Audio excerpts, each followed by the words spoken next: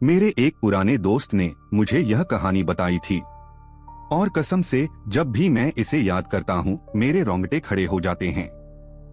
उसने कहा था कि कुछ जगहें ऐसी होती हैं जहाँ इंसान को कभी नहीं जाना चाहिए, चाहे दिन का उजाला हो या रात का अंधेरा। यह कहानी उन जगहों के बारे में है जो नक्शे पर तो होती हैं, लेकिन दुनिया की यादों से मिट चुकी होती हैं। यह सब तब शुरू हुआ जब चार दोस्त शहर के शोर शराबे से दूर एक पहाड़ी इलाके में जाने का फैसला करते हैं। वहाँ पहाड़ी लोगों का उत्सव होने वाला था। रास्ता लंबा था और जंगल घना। जैसे जैसे उनकी गाड़ी आगे बढ़ी, पेड़ों की छाया घनी होती गई। हवा में एक अजीब सी गंध थी, जैसे गीली मिट्टी के साथ सड़ा हुआ मांस मिला दिया गया हो। अचानक सड़क के बीचों बीच एक आकृति उभरी। बारिश के कारण सब कुछ धुंधला था। इससे पहले कि ब्रेक लगता, एक जोरदार आवाज हुई, धड़ाम। गाड़ी फिसलती हुई रुकी।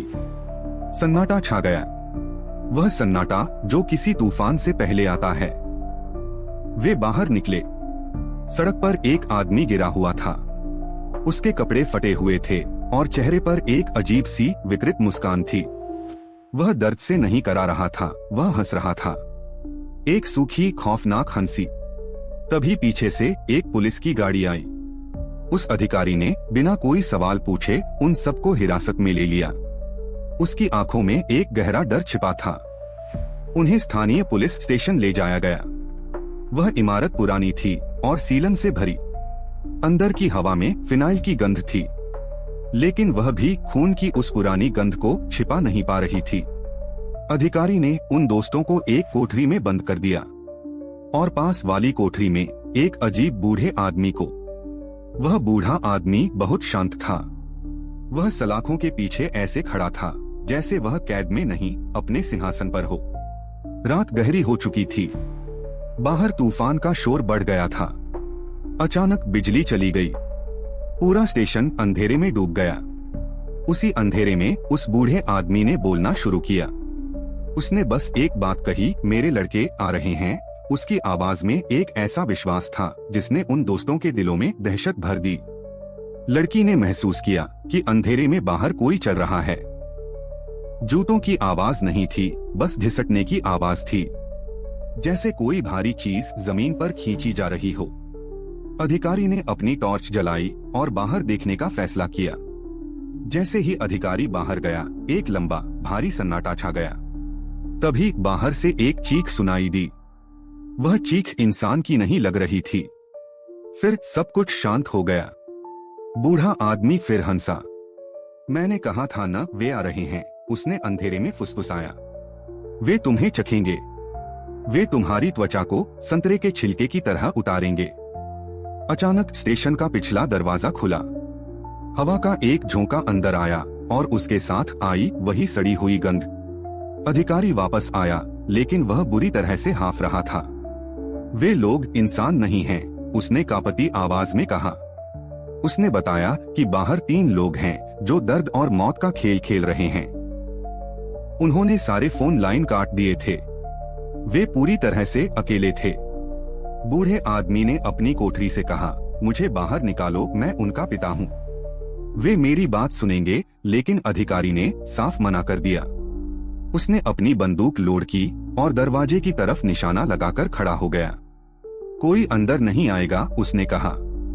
लेकिन वे गलत थे। वे पहले से ही अंदर थे। छत से एक हल्की खुरचने की आवाज आई। फिर एक बूंद टपकी, सीधे लड़की के गाल पर। खून। उसने ऊपर देखा और उसकी चीख गले में ही अटक गई।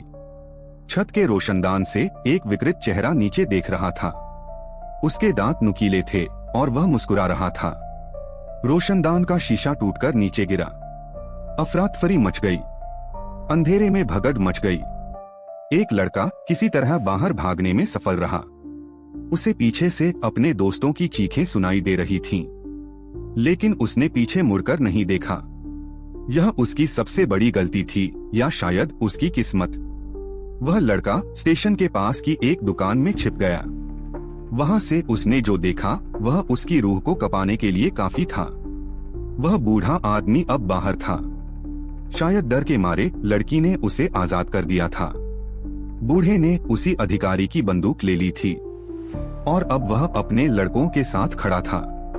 वे 3 थे, विशालकाय, कुरूप और खूंखार। उन्होंने अधिकारी को घेर लिया और उसे जिंदा जला दिया। आग की लपटें बारिश में भी नहीं बुझी और वह बूढ़ा आदमी, वह बस खड़ा होकर देखता रहा, जैसे कोई पिता अपने बच्चों को खेलता हुआ देख रहा हो। इसके बाद वे स्टेशन के अंदर गए। लड़की की चीखें फिर से गूंजी, लेकिन इस बार वे मदद के लिए नहीं थीं। वे दर्द और दहशत की अंतिम चीखें थीं। वह लड़का काउंटर के नीचे दुबका रहा। हड्डियों के टूटने की आवाज, मांस के फटने की आवाज और उन राक्षसों की पागलों जैसी हंसी। पूरी रात वह वहीं छिपा रहा। जब सुबह हुई तो बारिश रुक चुकी थी। वह हिम्मत करके बाहर निकला। स्टेशन का दरवाजा खुला था। अंदर कुछ नहीं था। कोई लाश नहीं, कोई खून नहीं, जैसे वहां कभी कुछ हुआ ही न हो। लेकिन वह गंध अभी भी थी।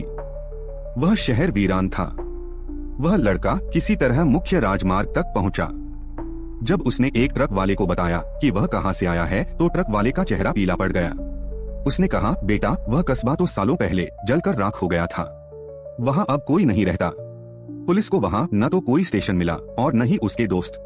उन्हें बस जंगल में एक पुरानी जली हुई इमारत के अवशेष मिले और वहां की मिट्टी अजीब तरह से लाल थी।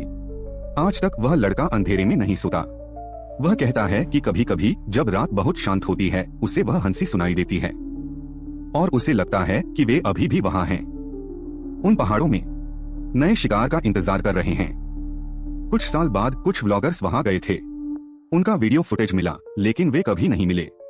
फुटेज में बस अंधेरा था और अंत में कैमरा जमीन पर गिरा हुआ था। फ्रेम के कोने में एक पैर दिखाई दे रहा था, जो इंसान का नहीं था। तो अगली बार जब आप किसी अनजान रास्ते पर जाएं और जीपीएस काम करना बंद कर दे, तो याद रखिएगा, तकनीक आपको रास्ता दिखा सकती है, लेकिन वह आपको उन चीजों से नहीं बचा सकती जो नक्शों पर मौजूद नहीं हैं। अगर कभी आपको सुनसान सड़क पर कोई घायल आदमी मिले जो हंस रहा हो, तो रुकना मत, बस गाड़ी भगा लेना, क्योंकि अंधेरे में छिपे वे 3 राक्षस शायद अपने अगले भोजन का इंतजार कर रहे हैं।